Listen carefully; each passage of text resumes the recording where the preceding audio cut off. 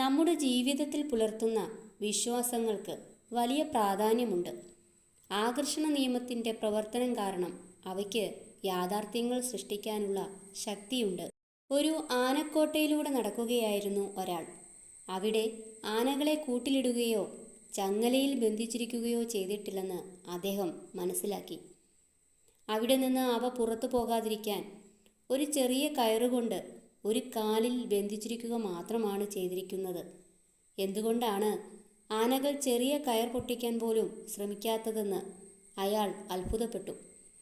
അവയ്ക്ക് അതിന് എളുപ്പം കഴിയുമായിരുന്നു, പക്ഷേ അവ അത് ചെയ്തില്ല. എന്താണ് അതിന് കാരണമെന്ന് അയാൾക്കറിയണമായിരുന്നു. ആനകൾ എന്തുകൊണ്ടാണ് രക്ഷപ്പെടാനുള്ള ഒരു ശ്രമം പോലും നടത്താതെ നിൽക്കുന്നതെന്ന് അടുത്തുനിന്ന ഒരു പരിശീലകനോട് അദ്ദേഹം ചോദിച്ചു. പരിശീലകൻ മറുപടി പറഞ്ഞു, ആന കുഞ്ഞായിരുന്നത് മുതൽ ഇതേ വലുപ്പത്തിലുള്ള കയറിലാണ് ബന്ധിച്ചിരുന്നത്. ആ പ്രായത്തിൽ അവയെ തളയ്ക്കാൻ അത് മതിയായിരുന്നു. വളർന്നപ്പോഴും അവയുടെ വിചാരം കയർ പൊട്ടിക്കാൻ തങ്ങളെക്കൊണ്ട് ആവില്ലെന്നാണ്. അതുകൊണ്ട് തന്നെ പൊട്ടിക്കാനുള്ള ശ്രമം അവ നടത്തുന്നുമില്ല. തന്നെക്കൊണ്ട് സാധിക്കില്ലെന്ന വിശ്വാസം കുറേ കാലമായി മനസ്സിൽ ഉറച്ചതുകൊണ്ട് മാത്രമാണ് കയർ പൊട്ടിച്ച് ആന രക്ഷപ്പെടാൻ ശ്രമിക്കാത്തത്.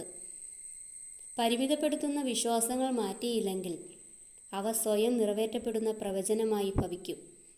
നമ്മൾ സ്വയം അടിച്ചേൽപ്പിച്ച പരിമിതികളുടെ ബന്ധനം പൊട്ടിച്ച് പുറത്തു കിടക്കാൻ നമുക്ക് ആകാതെ പോകുകയും ചെയ്യും. എഴുത്തുകാരനായ മരിയൻ വില്യംസൺ പറഞ്ഞതുപോലെ, ചിന്തകളല്ലാതെ മറ്റൊന്നും നിങ്ങളെ ബന്ധനസ്ഥരാക്കുന്നില്ല.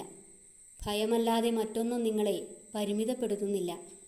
വിശ്വാസമില്ലാതെ മറ്റൊന്നും നിങ്ങളെ നിയന്ത്രിക്കുന്നില്ല.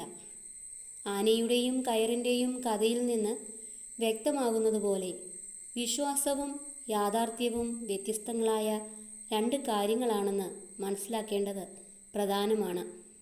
അതുകൊണ്ട് തന്നെ ജീവിതത്തിൽ നമ്മെ പിന്നോട്ട് വലിക്കുന്ന, പരിമിതികൾ സൃഷ്ടിക്കുന്ന വിശ്വാസങ്ങളെ ഒഴിവാക്കേണ്ടത് അത്യാവശ്യമാണ്.